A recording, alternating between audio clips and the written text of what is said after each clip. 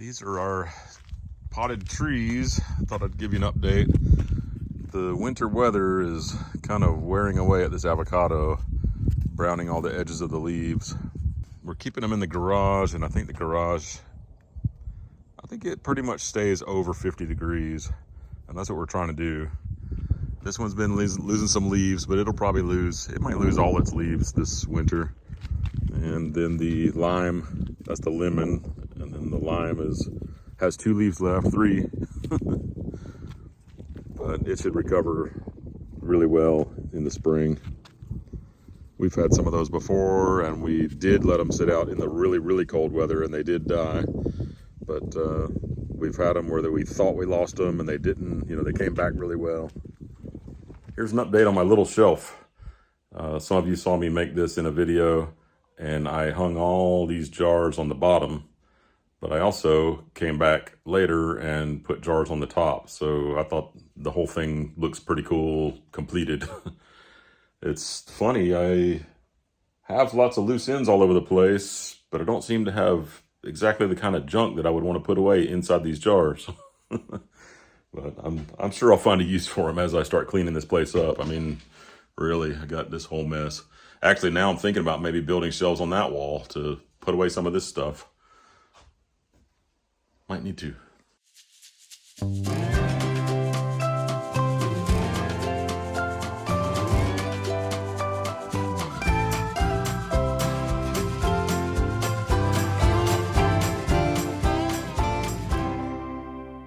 I've decided I'm going to dedicate this whole week to working on Caleb's house. I usually want us both to be working on it together, but we've been lagging behind. We've had a lot of stuff. Well, we got a problem here. Dogs. They are the worst threat to our sheep and our animals.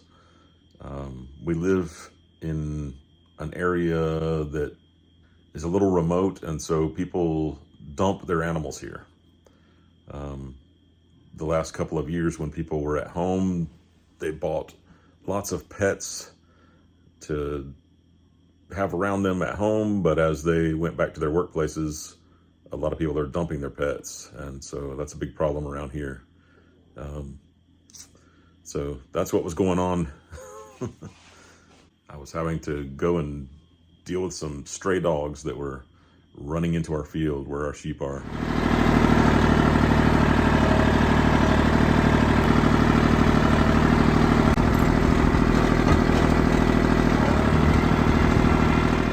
Top of Caleb's garage, I put a piece of plywood here to stand on.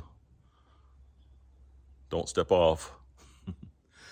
I'm gonna set up my saw up here, and I'm trying to avoid going up and down the ladder so much. I'm hoping I've got to get the plywood on that side. I need to get some braces attached to this beam. Same thing on this side. Isn't that a beautiful background? So anyway, I stopped for a second and took a look at our YouTube channel, and we are 2 subscribers away from 400. So for a lot of people, 400 is nothing. For us, that's where we are right now. So it's exciting that we might be crossing 400 soon. Hopefully we can gain some momentum and go past 500 and 600 and move on. So anyway, this week we should cross 400, and hopefully we can give you good content that'll keep us popular with people. If you have any advice or comments that could help us make content that's more interesting to you, let us know. Okay, yesterday I got a bunch of my stuff set up here. Today I've been starting to put some plywood on, but we had to run a bunch of errands. We get orders from Azure Standard, and so we had to go pick that up and a couple other things. So I've still got at least a good hour of daylight, but I'm gonna have to stop early, and I'm gonna show you why. But if you don't like seeing things that might make you queasy, don't look. Just for a second here. I'll show you real quick. Okay, I showed you so quick that some people might not have any idea what I just showed you.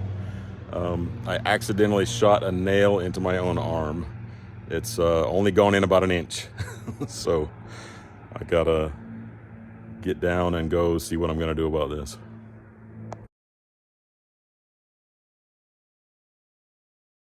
So what happened, this nail, the one before this one, I was trying to shoot a nail in at this angle, and I was shooting it from the side where the camera is, and it glanced off and then went and shot into my arm. That's why it happened that way. So obviously never shoot a nailer towards yourself. We took care of it pretty quickly. We put some colloidal silver on it, some iodine, and we wrapped up some charcoal and put it on there underneath this big giant Band-Aid, because being a puncture wound an inch deep, there's not much way to push iodine or anything down into the hole. That should help draw out any kind of infection or anything that might be down in there. There's the training flight. They just cut their engines again.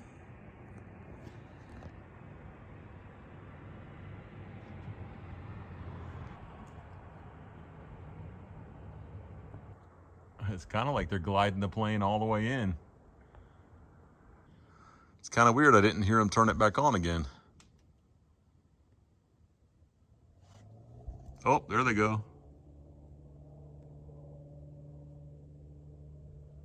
Could you hear the engine come back on?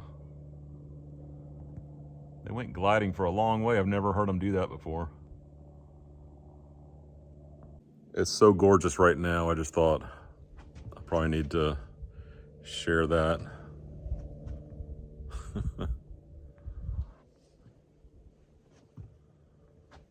Let's spin it around over here. Beautiful. Myself a couple steps here so I can stand up here to put this board on the front right there. And I think I'm gonna have to get a rope and pull a piece of plywood up here. I can't even reach this with the tractor or anything. I think I'm gonna put a little board on the outside edge right there, so when I set it down, it'll just go right into the groove and be in the right place. Just the kinds of tricks when one person is framing by themselves. There's my puncture wound 18 hours after having a nail go in my arm.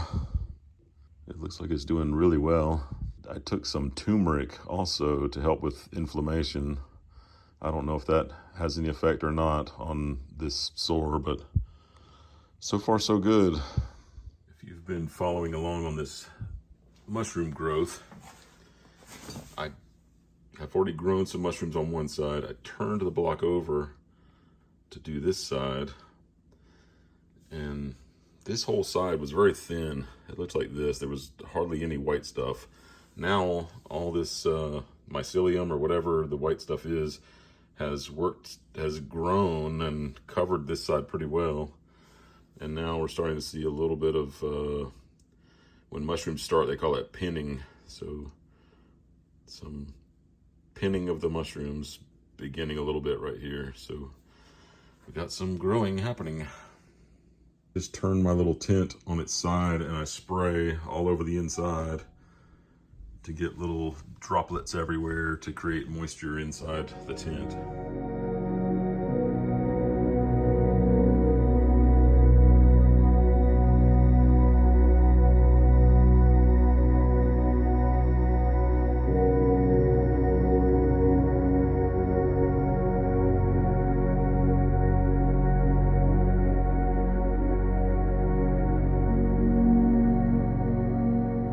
Been a week and 2 days since we started the wood burning boiler. We've only used most of this section of wood, so I think it's running a lot better this year. So if this, let's say this is a week and a half in one slot, then we have 3 weeks, 6 weeks, 9 weeks, 12 weeks, 13 and a half weeks. That should get us through the winter, no problem. Not to include any of this wood. That would be right around the 1st of March that we would run out of wood. So that little bit of extra might just finish this for the whole chili season. Okay, so I got all the plywood done over here on this side. Now I just need to put that point up on top and cover it with plywood. Then I'll be able to put some eaves on this side I want to do all that before I even start on the other side. Then I'll get on that side and start plywooding that side. Last night, I noticed my arm. I had just let my arm breathe all day yesterday. It looked like it was healed up pretty good. But last night I noticed that it was getting kind of warm. So I did start wrapping it with charcoal again. So I just took a paper towel, wrapped it up with some activated charcoal, wrapped up some charcoal inside of it, folded it up, wet it really well and put it on my arm, and then just wrapped it up so it can stay on there and not break or get damaged or anything. The heat is a good thing. Obviously our system heats up to work better at healing. But if there's any infection in there, we want to get that taken care of and draw it out.